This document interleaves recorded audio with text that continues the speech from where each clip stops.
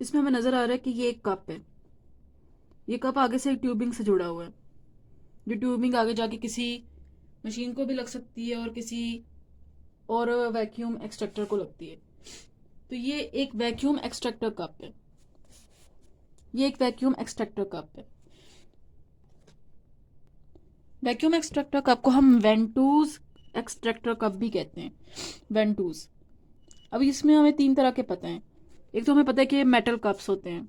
एक हमें पता है सिलिकॉन रबर कप्स होते हैं। और एक ये जो नए आए हैं ओमनी कप्स, ये भी होते हैं। वैसे ये अभी एक्सपेरिमेंटल फेज से चल रहे हैं।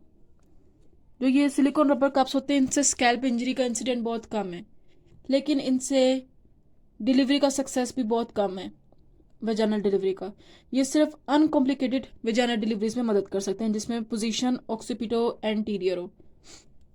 जो मेटल वाले होते हैं, ये बाकी सारे occipito posterior position, transverse position, complicated occipito anterior position and बड़ा फीटस हो, बड़ा हेड हो उसका, कोई भी ऐसी कॉम्प्लिकेशन जैसे कोई मार्क्ड कैपट हो, कोई भी कॉम्प्लिकेटेड डिलीवरी हो, उसमें हम मेटल कप यूज करते हैं। अब ये कप्स प्लेस कहाँ पे करते हैं? ये हम फ्लेक्शन पॉइंट पे प्लेस करते हैं। फ्लेक्शन पॉइंट कहाँ पे होते हैं? एंटीरियर फोंटानेले और पोस्टीरियर फोंटानेले के दरमियान में होते हैं। सैगिटल सूचर के ऊपर होते हैं। एंटीरियर फोंटानेले से 6 सेंटीमीटर पोस्टीरियर होते हैं। पोस्टीरियर फोंटानेले से 3 सेंटीमीटर एंटीरियर होते हैं। कप का सेंटर ठीक इसके ऊपर होना चाहिए। अगर कप का सेंटर इसके ऊपर नहीं होगा तो डिफ्लेक्शन हो जाएगी हेड की। हेड टेढ़ा सा हो जाएगा जब हम निकाल रहे होंगे। इस तरह सेफ डिलीवरी ऑफ हेड नहीं हो पाएगी। इन कप्स में कितना प्रेशर जनरेट किया जाता है? 0.6 से 0.8 किलोग्राम पर सेंटीमीटर स्क्वायर, ये रेंज होती है प्रेशर की। लेकिन स्टार्ट हम करते हैं पहले टेस्टिंग फेज से। उसमें हम 0.2 किलोग्राम पर सेंटीमीटर स्क्वायर प्रेशर जनरेट करते हैं। फिर हम उसे बंद करके देखते हैं कि कप के एजेस पे हम फील करते हैं, जो हमने लगाया हुआ है, कि उसके एजेस पे कोई मेटाना टिश्यू तो नहीं लगा हुआ जब हमने इसके फीटस के हेड पे लगाया हुआ है। तो फिर हमने ये 0.2 लगाया प्रेशर, 0.2 किलोग्राम पर सेंटीमीटर स्क्वायर। तो फिर हम देखेंगे बाद में कि कोई मेटाना टिश्यू अगर साइड्स पे ना लगा हो एजेस पे, तो इसका मतलब कि ये डायरेक्ट हेड पे लगा हुआ है सही से। फिर हम सही वाला प्रेशर लगा के शुरू करेंगे। अब प्रेशर लगाने के बाद वो उसके साथ वैक्यूम क्रिएट होगा और फिर हम ट्रैक्शन शुरू करेंगे, खींचना सर को।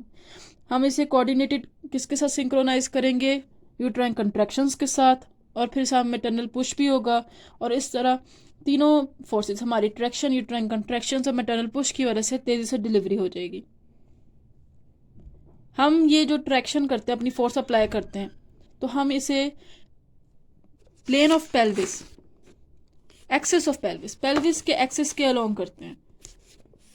हम इसे पेल्विस के एक्सिस के अलोंग ये ट्रैक्शन फोर्स अप्लाई करते हैं, जैसे हम पहले कर रहे थे, जिसमें हम पहले नीचे जा रहे होते हैं और फोर्स ऑफ डिलीवरी में हम नीचे वाली तरफ फोर्स लगाते हैं, ट्रैक्शन करते हैं, फिर हम ये अपवर्ड लेके जाते हैं प्लेन में। उसी तरह इसमें भी है, हम पेल्विस के एक्सिस के अलोंग ही ट्रैक्शन करते हैं और इसीलिए हम इसे ट्रैक्शन प्लेन कहते हैं। इसके अलावा ये है कि हमने जब ट्रैक्शन कर रहे होते हैं तो फीटस के हेड पे वो कप लगा हुआ है, तो उस कप के एजेस को और फीटस के स्कार्फ को, उस दोनों के दरमियान जहाँ जुड़ा है वहाँ पे हमने अपने थंब और फोर फिंगर रखनी है। उस थंब और फोर फिंगर को रखने से हमें ये पता चलेगा कि स्लिप तो नहीं हो रहा ये कप जब हम ट्रैक्शन कर रहे हैं, और ये कि हमें सही से पता चलेगा कि हम फीटस को किस डायरेक्शन में खींच रहे हैं, उसकी ट्रैक्शन की डायरेक्शन सही से पता चलती रहेगी। अब हमने ये ट्रैक्शन कर रहे हैं तो दो फेजेस से गुजरता है। एक होता है डिसेंट फेज। पहले हेड आएगा डिसेंट फेज में। डिसेंट फेज वो है कि पेरिनियम तक हेड पहुंच जाएगा, डिसेंट होते होते पेरिनियम तक पहुंचना। क्राउनिंग आपको पता है कि पेरिनियम से बाहर निकलना है। क्राउनिंग फेज ये जो डिसेंट ऑफ हेड है, मोस्टली 3 पुशेज में, और मतलब हम पुल करेंगे, माँ पुश करेगी, तो 3 पुल्स में, हमारे तो 3 पुल्स में डिसेंट फेज हो जाते हैं। क्राउनिंग फेज पेरिनियम से बाहर निकलना, तो पेरिनियम की रेजिस्टेंस पे डिपेंड करेगा। हो सकता है एक ही पुल से काफ़ी निकल आए, कुछ ऑपरेटर्स 3 छोटे पुल्स से बाहर निकालने की कोशिश करते हैं ताकि पेरिनियम को कम से कम ट्रोमा हो। अब किस चीज़ का ध्यान रखते हैं कि किसी भी वेंटूस को इस्तेमाल करते हैं वो ये ना हो कि वो अलहदा हो जाए अचानक से। तो दो कितनी दफ़ा गलती की इजाज़त है? 2 दफ़ा पॉप ऑफ होने की इजाज़त है। उससे ज़्यादा होने की उससे ज़्यादा दफ़ा डिलीवरी के दौरान पॉप ऑफ होने की इजाज़त नहीं है कप के होने की। और मैक्सिमम टाइम, कितना टाइम लगता है इस एक्सट्रैक्शन को? 15 मिनट से ज़्यादा नहीं लगना चाहिए। क्या कंट्राइंडिकेशन है?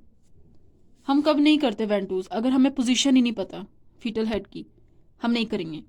अगर ज़रूरत से ज़्यादा कैपेट बना हुआ है तो हमें समझ ही नहीं आएगी कि सही सेंटर पॉइंट, फ्लेक्शन पॉइंट ढूंढना मुश्किल हो जाएगा, और ये हो सकता है कि हम गलत जगह लगा दें और टेढ़ा हेड निकाल लें और डिफ्लेक्शन हो जाए हेड की, और फिर सेफ डिलीवरी नहीं होगी। हमारा ऑपरेटर इनएक्सपीरियंसड है वैक्यूम एक्सट्रैक्शन में, तो वो ये नहीं करेगा।